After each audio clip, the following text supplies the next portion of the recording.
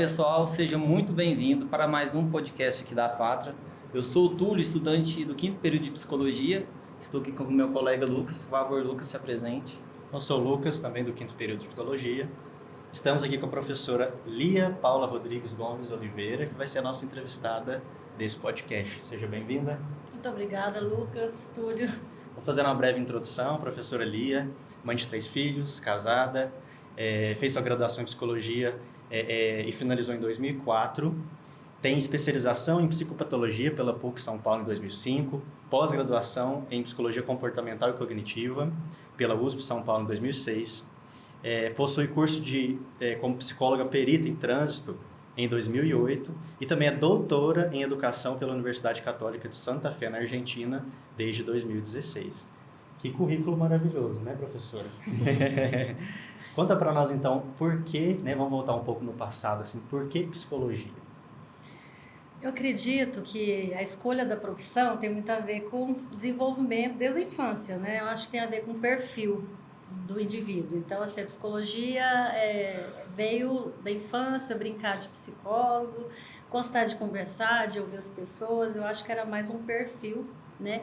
E no ensino médio eu falei, gente, é muito bonito esse curso, eu quero conhecer um pouco, né? Então eu fui buscar saber, né, o que era, apesar de ser da área mais behaviorista, o que fez eu gostar muito da psicologia foi as aulas de filosofia que trazia muito Freud, né? Porque é algo assim muito espetacular, entender que existe algo subjetivo, inconsciente, né? Então eu comecei a buscar sobre isso, né? Então o interesse veio de muitos anos, né? Desde a infância e mais, assim, a área da ciência no ensino médio. O que eu acho muito interessante, porque às vezes nós vemos hoje, talvez mais no passado, na época da sua graduação, existia mais essa questão das abordagens serem muito divididas, mas hoje eu tenho percebido que nós, alunos recentes agora, a gente vai absorvendo um pouco de cada abordagem. Não existe mais uma barreira tão grande como eu imagino que no passado tinha. Então, por mais, por exemplo, particularmente eu gosto muito dessa área do behaviorismo, da comportamental, mas adoro mergulhar nos pensamentos da psicanálise. Você acha que hoje tem realmente mudado essa visão, esse ensino das diversas abordagens? Então, o que eu até percebo nos alunos, né, que eu estou há muitos anos dando aula na psicologia, é uma ansiedade de ter que escolher alguma pós, alguma abordagem. E eu falo, gente, a gente forma psicólogo. O psicólogo, na verdade, ele busca uma abordagem para sentir segurança, para dar um respaldo maior, uma técnica, né? Porque as abordagens vão trazer técnicas. Mas isso não define o psicólogo, né? Então, o psicólogo ele pode muito bem usar técnicas de outras abordagens e a especialização vai ser por uma procura própria, individual, dele buscar um conhecimento maior, para ter um respaldo maior.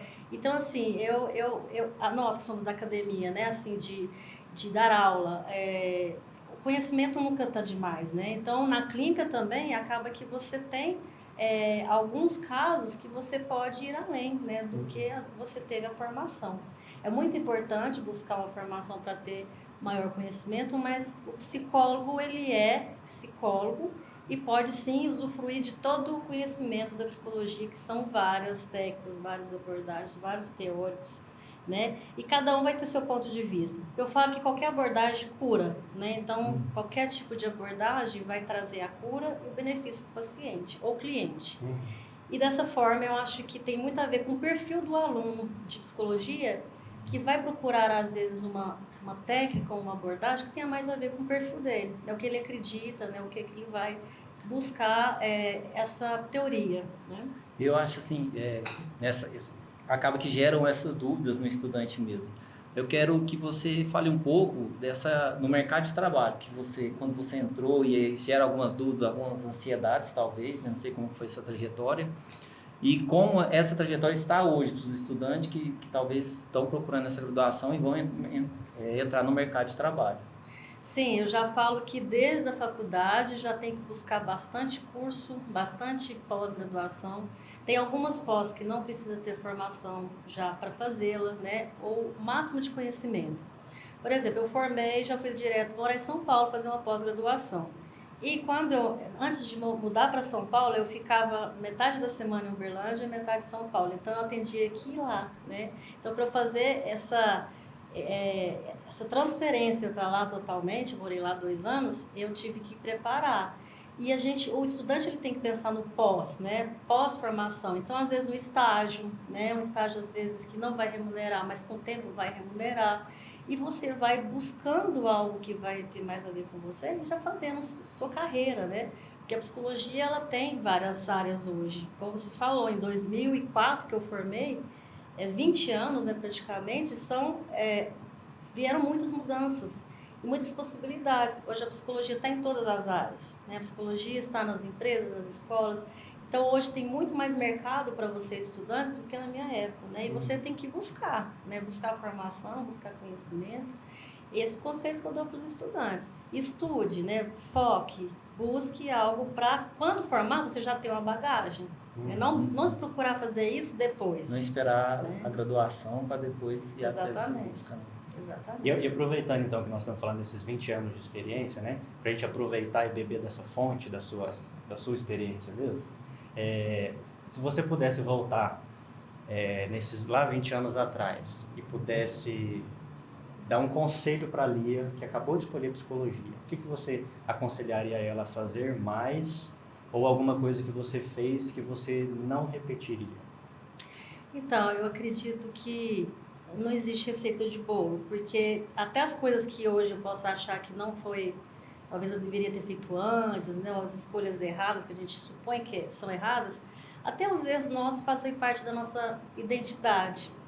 Os erros fazem, às vezes, que a gente construa a nossa identidade, né, que nós somos feitos de defeitos e qualidades. Então, assim, eu não mudaria nada, né, eu não mudaria nada, falar assim, continue nesse caminho, né, e chega onde você chegou, porque foi tudo coisas que foram acontecendo. Não tem como a gente prever o futuro, né? Então a gente vai vivendo, acredito que mais observar em volta, né, e ver as possibilidades, as oportunidades. Então acredito que hoje, vendo onde eu cheguei, né, que eu tenho muita alegria de ser psicóloga hoje, professora na área, eu acho que o caminho que eu estou aqui hoje tem a ver comigo, né? Tem a ver com somente minha trajetória, minha vivência.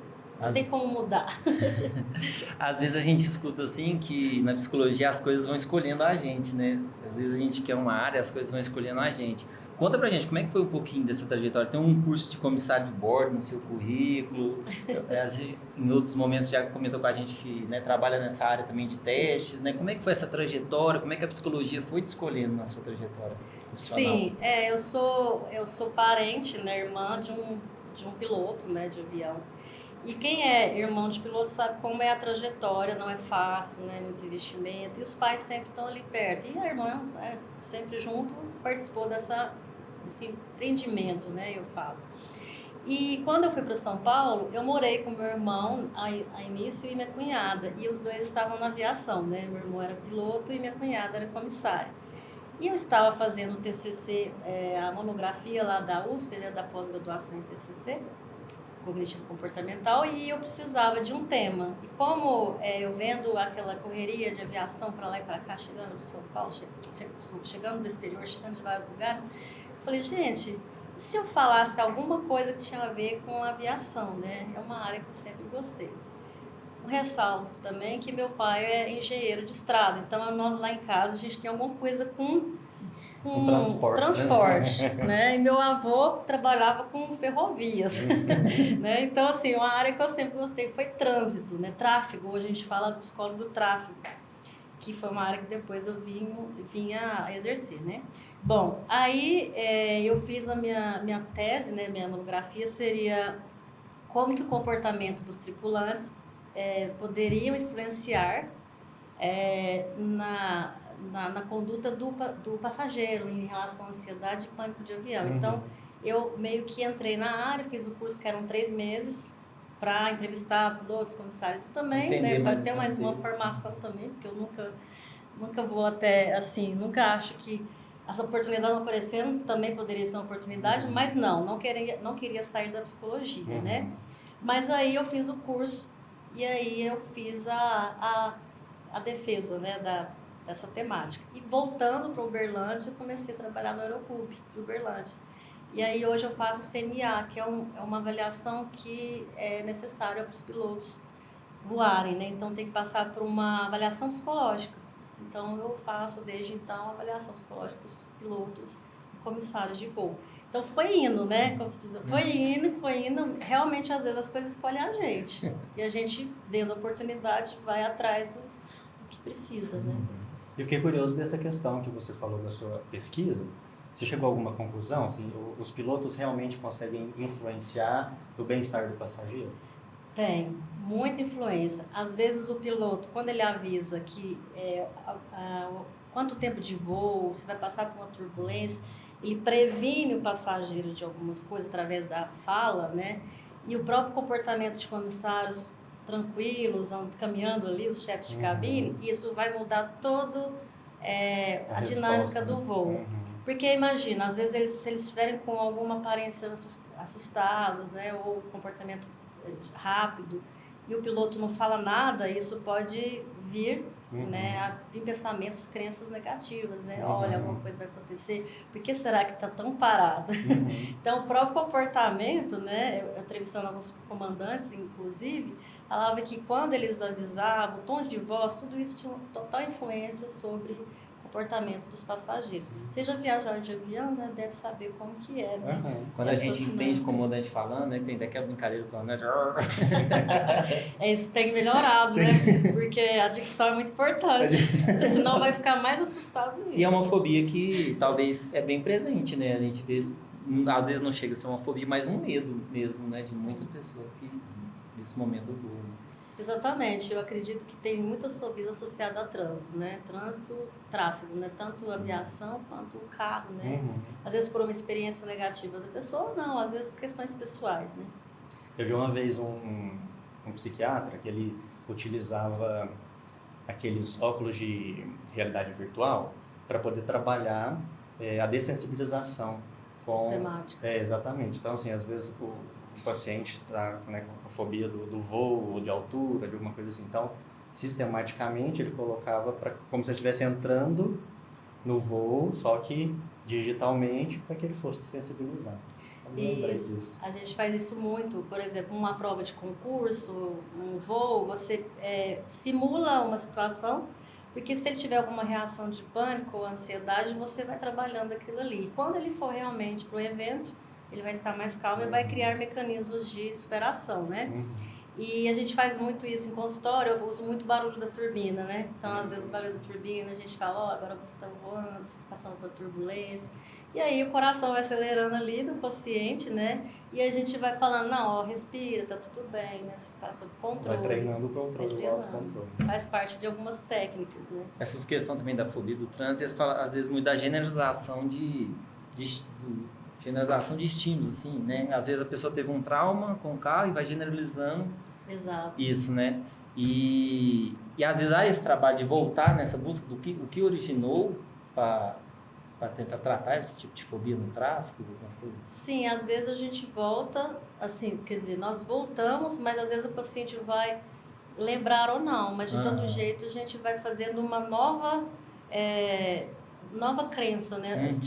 Desmistifica uma crença anterior e encoraja ela que aquilo é mais vantajoso do que não dirigir, né? Porque às vezes quem não dirige, ele vai ficando muito dependente de uma outra pessoa, né? Sim. E a questão do dirigir tem muito a ver com a independência, a autonomia. Então, às vezes, até nem tem muito a ver com o trânsito, mas às vezes uma questão pessoal, que ela perdeu a autonomia e ela vai transferir aquilo por medo de dirigir, né? Então, assim, como se diz, cada caso é um caso, né? E a psicologia, ela trabalha muito bem essas individualidades, né? Eu queria te perguntar, explicar um pouquinho melhor para nós, sobre a questão do curso de perito do tráfego hoje, né? É um curso longo, é um curso difícil. Como é que funciona depois, caso algum colega tenha interesse em ingressar para trabalhar como perito? Como é que é um concurso público? Como é que funciona? Então, a formação de psicologia do trânsito, né, que hoje é do tráfego, ela tem algumas faculdades, né? Inclusive já teve aqui em Uberlândia, eu coordenei esse curso. E aí o aluno de psicologia, formado em psicologia, ele vai ingressar nessa pós e ele tem o diploma e consegue trabalhar numa clínica credenciada pelo Detran. Geralmente nessas clínicas tem o médico e o psicólogo como referência, né? E outros para contribuir ali com o trabalho. Mas assim, precisa ter um psicólogo e um médico, né? E vai ser sempre relacionado ao trânsito, ao DETRAN. No caso de perito do tráfego, né? Agora, se você não tem a pós, tem uma prova também do Conselho Federal, que algumas especializações você faz a prova, claro, mas aí tem que ter uma experiência na área, mas fazendo essa prova, sendo aprovado, você também consegue o diploma, né? Considerando que você tem também comprovação de experiência na área. Então, tem essas duas alternativas. Eu acho interessante dizer, porque a gente vê, normalmente o pessoal fala assim, vou fazer o teste lá do psicotécnico, faço um monte de pauzinho, não sei o que está acontecendo, o que estão me testando, às vezes eu reprovo, não sei porquê, a gente escuta muito isso.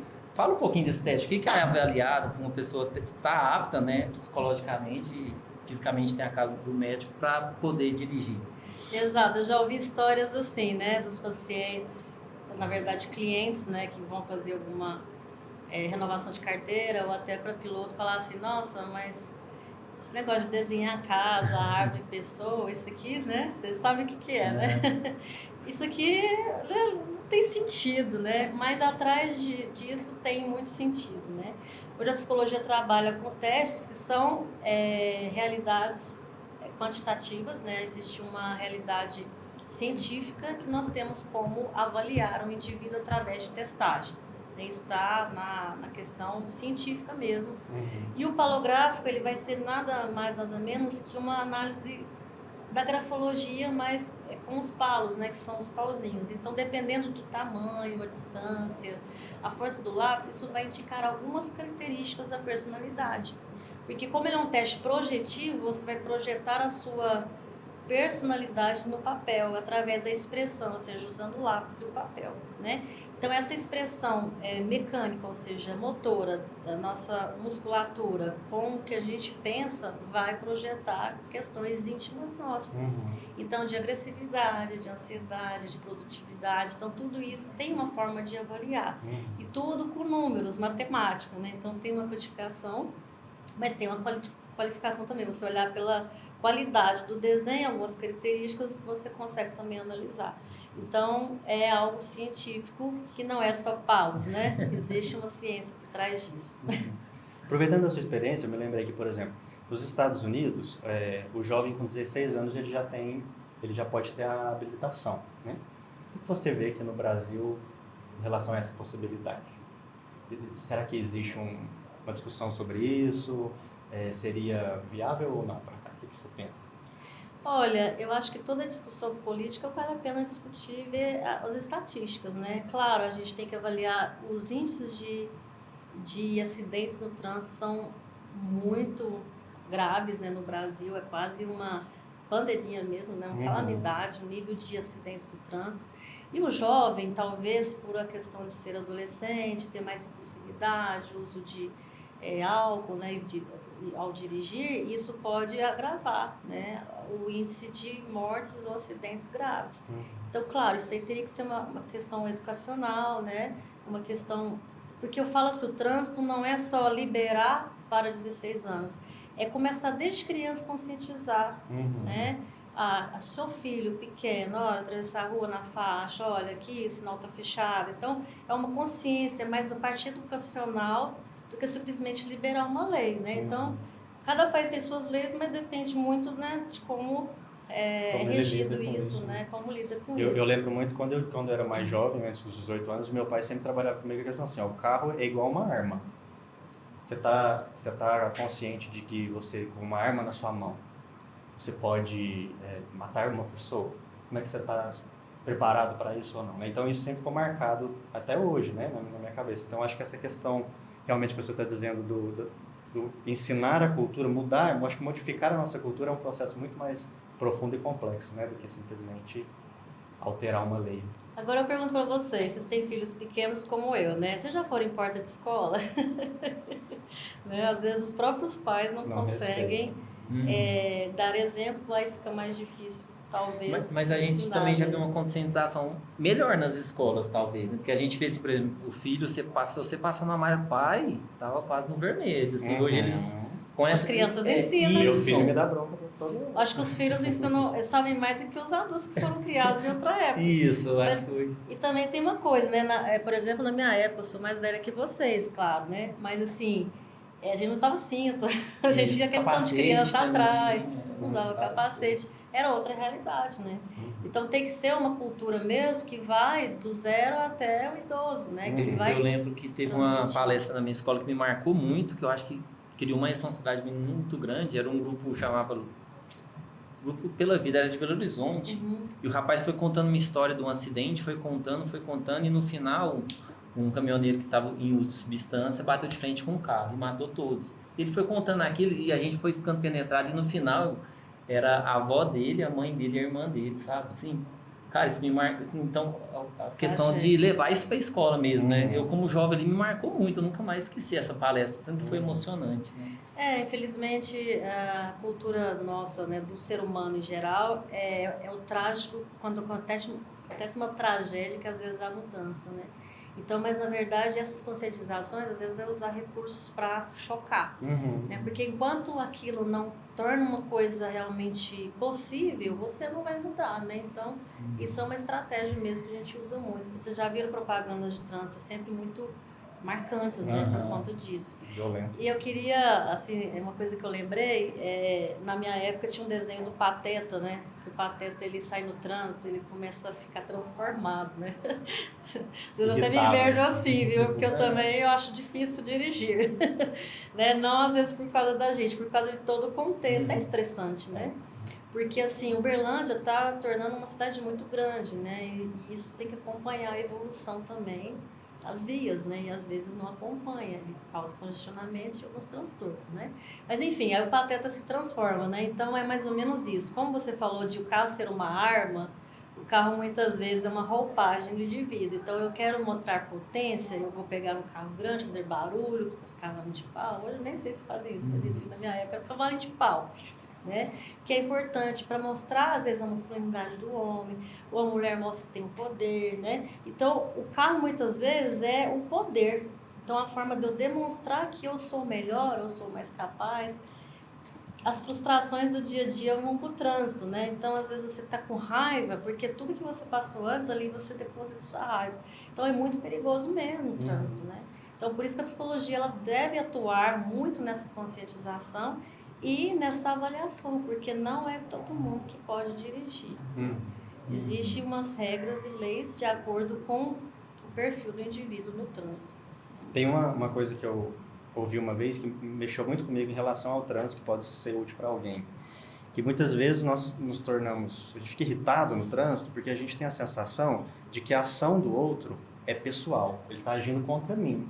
O outro não tá nem sabe quem sou eu que estou dentro do carro, né? Não é uma pessoa, ele está simplesmente vivendo a vida dele, já vai e me corta. E aí, no trânsito, por exemplo, e aí eu fico extremamente irritado com isso, como se ele estivesse atingindo a minha, sei lá, o meu brilho, né? O meu ego, a minha dignidade. A pessoa nem me conhece, não é sobre mim, né? Então, quando eu ouvi isso, é uma coisa muito óbvia, mas aquele negócio, o óbvio tem que ser dito, né? Me fez refletir muito assim, às vezes a pessoa faz alguma coisa no trânsito e eu tenho tentado, né, me conter mais no sentido de que aquilo não foi para mim, é uma coisa que simplesmente aconteceu. E apesar de ser simples, eu acho que é algo que, se a gente começar a refletir sobre isso, faz uma diferença. E eu também tento me equilibrar bastante com música. Música me acalma. Então, eu acho que as pessoas buscarem aquilo que te acalma, para que você esteja numa sintonia de equilíbrio, para que o outro não tire o seu equilíbrio. E aí cada um viva a sua vida bem, não deixe. Eu falo que tem muito a ver com inteligência emocional, né? Por exemplo, se você hoje está chateado, você vai evitar a convivência porque você sabe que você está mais reativo. O trânsito é a mesma coisa. Eu falo, você está nervoso? Pega um Uber.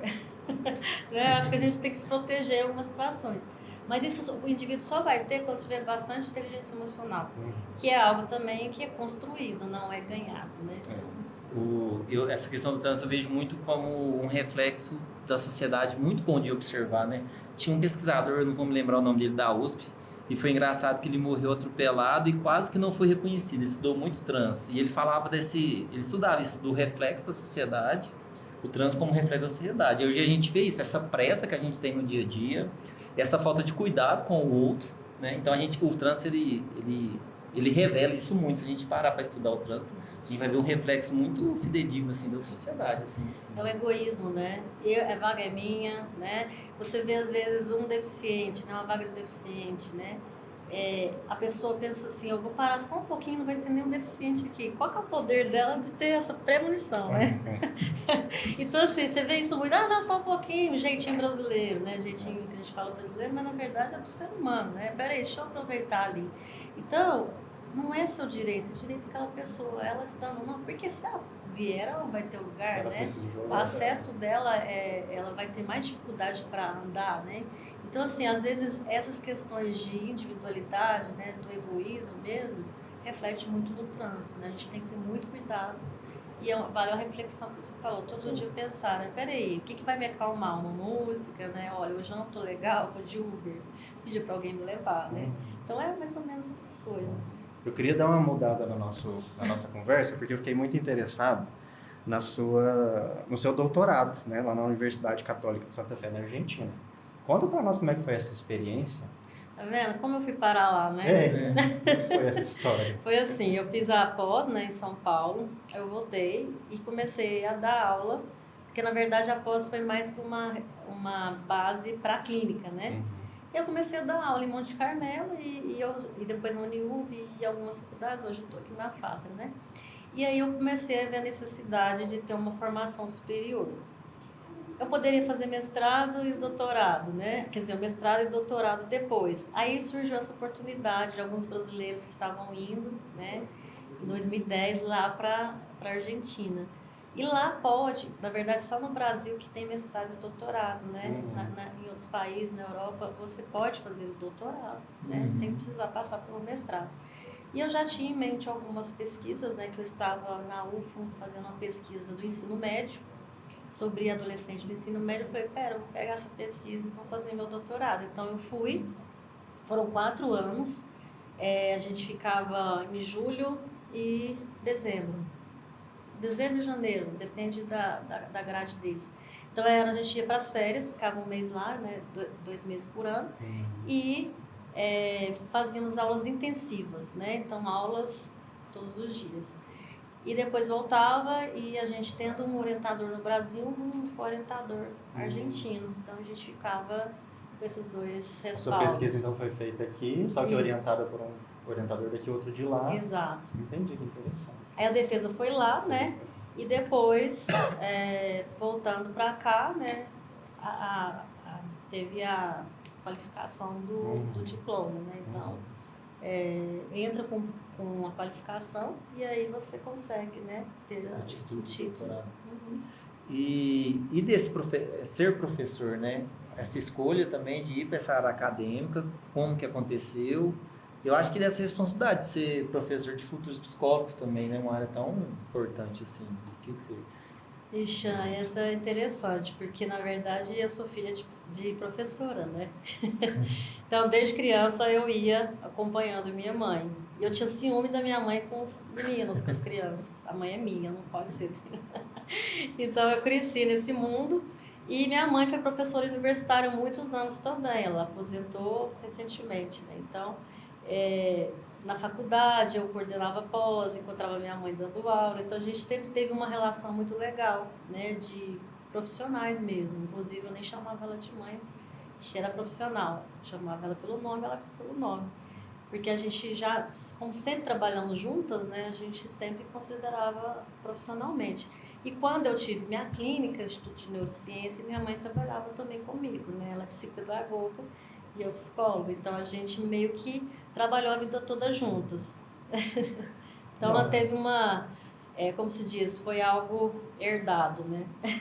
E aí dizem que nós não sofremos influências dos nossos pais, né? A gente é para provar dos dois lados.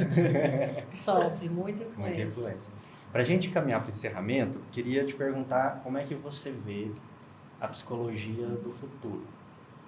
Como é que vai ser essa psicologia no futuro? Assim, a gente vê, por exemplo, nas escolas norte-americanas da Europa, às vezes um abandono até, né, das abordagens iniciais da psicologia, né, que ficam às vezes como matérias extras, currículos que não são obrigatórios, a gente vê que isso acontece, né? Como é que funciona, como é que você vê assim, a psicologia no Brasil, no futuro? Porque assim, a minha pergunta é no seguinte sentido. Particularmente, eu acho extremamente importante, eu acho uma perda não vivenciar a psicanálise, o humanismo. A gente precisa passar por essas abordagens também. Elas acrescentam muito um outro ponto de vista. Só que se o Brasil seguir a tendência desses outros países, e normalmente a gente vê que segue, eu acho que vai ser uma perda. Eu queria te perguntar, assim, na sua visão, como professora, experiente na área, como é que você enxerga esse futuro? Olha, vou começar analisando de 20 anos atrás. A psicologia ela não tinha muita voz, né? Eu acredito que em 20 anos, daqui 20 anos, ela vai ter uma evolução. Ela é um bebê, né? 60 anos no Brasil. E a gente está aí, né, em prol da luta antimanicomial, toda uma questão de mudança da questão da medicalização, né, e da enclausuramento de pessoas em manicômios e clínicas, né. Eu vejo assim, existe uma evolução, né, na psicologia e a cada vez mais vão precisar mais de psicólogos. E hoje eu vejo no mercado de trabalho mais homens procurando terapia, mais pessoas falando a psicologia é extremamente importante. Existe, claro, sempre o contrário, né? Há pessoas que não acreditam, mas eu acredito que com a evolução, em 20 anos que eu tenho percebido, isso está mudando demais em prol da psicologia. Em relação aos teóricos, a gente tem que ver que a história é extremamente importante. Antigamente, os teóricos, por exemplo, Freud vai falar da sua teoria, depois veio Jung, psicologia analítica, Fichtner, todos os teóricos que vieram da história da psicologia, que eu adoro dar história da psicologia, né? Eles são extremamente importantes. E por que eles tinham que renegar o outro? Para provar a sua teoria. Então, é legal a oposição. Só que a oposição, ela serve para você defender o que você acredita, mas não para anular, né? Até o Beck, da TCC, fala, olha, eu analisei uma questão da depressão em relação ao Freud, eu estudei o Freud para falar que eu acredito de forma diferente. Então, nem eles renegavam o colega que pensava de forma oposta. Então, eu falo assim, essa história da psicologia não tem como a gente negar. Agora, que existem novos recursos, eu acredito que agora em diante vai ser a psicologia sendo vivenciada. Por mais que não tenha a teoria ali e tal, né? Tem que ter um respaldo quando você precisar se apoiar em algo, mas assim, eu acho que a psicologia ela vai ter força quando a gente começar a viver a psicologia. Na prática, na escola, olha, meu filho está rebelde, vamos entender isso? Outra coisa que eu acho extremamente importante é o trabalho multidisciplinar. Quando o médico reconhecer que o psicólogo é importante, o psicólogo entender que o terapeuta ocupacional é importante, o fono, todo mundo junto, né, em prol de um diagnóstico, de uma qualidade de vida, de um tratamento prognóstico, né, que vem depois. Porque a psicologia ela tem a sua parte essencial junto com as outras áreas que são extremamente importantes. Então eu acredito que vai melhorar, né? Não esquecendo da história da psicologia, porque não tem como a gente renegar. A gente não nega de onde a gente nasceu, né? É a mesma coisa. Como eu posso negar onde nasceu a psicologia? Não Até porque, à medida que a psicologia avança, em termos de ciência, a gente vai percebendo o quanto ela sempre esteve defasada e sempre existe mais para se conhecer. Então, hoje, tanto a medicina quanto a psicologia, né, tem muito que a gente não consegue ainda acessar. E eu acho que quando a gente fala de psicologia, tem sempre aquela questão, né? Assim, onde que está a mente? A mente está no cérebro, a mente está fora, a mente é outra coisa. Existe o espírito, não existe o espírito? Então, são questões assim.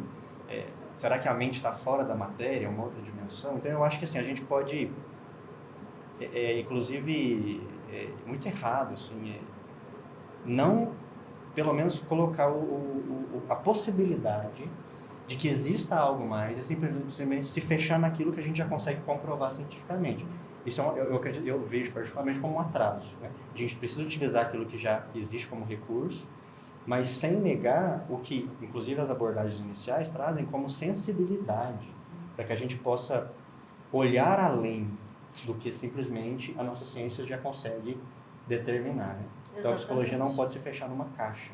Ela tem que ser, quanto mais aberta, mais possibilidades de acessar as dores e cuidar das pessoas, assim que eu vejo. E é legal, viu, Lucas? Porque se você for ver lá na época do Platão, Aristóteles e Sócrates, eles já tentaram entender o humano, né? De uma forma de descobrir a verdade, né? E hoje, com a neurociência, eu acho que vai ser muito mais usando a tecnologia, mas buscando sempre essa subjetividade. A psicologia é uma ciência, né? Ela tenta engessar em algo concreto, mas a subjetividade está nessa ciência. Né? De uma forma ou outra, a gente precisa envolver o ser humano como um todo. E ele está o quê? Subjetividade, espiritualidade, o biológico, o social, está tudo incluso, né? Então, quando o paciente, o cliente traz uma realidade, algo que você não vivenciou, mas que você está ali ouvindo ele, é a realidade dele. Você vai analisar o fenômeno que ele traz, né? Isso é psicologia, né? Então, eu falo assim, às vezes, para meus alunos, psicologia não é 1 mais 1 é igual a 2. Psicologia, 1 mais 1 pode ser 3, pode ser 5, pode ser 10. Porque não é algo concreto, objetivo, né? Existe a parte objetiva. Mas dentro desse objetivo, nós precisamos contar com tudo que envolve o ser humano, né? E aí vem todos os dilemas, né? Da humanidade. De onde eu venho, para onde eu vou, a espiritualidade, que coisas que às vezes a gente não tem uma conta matemática. E assim, mas a ciência também ela traz uma coisa que eu acho bem legal, que é a não verdade absoluta, né, também. Então a psicologia como ciência, né, como você trouxe, ela também tem que estar aberta para isso, não como uma verdade absoluta. Por exemplo, os primeiros teóricos, eles não teve os equipamentos que a gente tem hoje, né? Então eles construíram a sua teoria. Hoje tem uns outros equipamentos, mas pode ir além desses equipamentos também, né? Então, de acordo que a gente vai evoluindo como humanidade mesmo, acho que toda a ciência vai evoluindo também, a gente vai entendendo coisas que talvez a gente não entende nessa época, coisas que eles não entendeu em outra época também, né? Exatamente. Então, nós gostaríamos de agradecer a sua disponibilidade, estar aqui com a gente, né? De expor sua história e ensinar um pouco mais para nós. Nós esperamos que tenha sido produtivo e que vocês possam fazer boas reflexões ao longo aí da sua vida acadêmica e profissional. Eu que agradeço, Túlio e Lucas. Obrigada. Muito obrigado.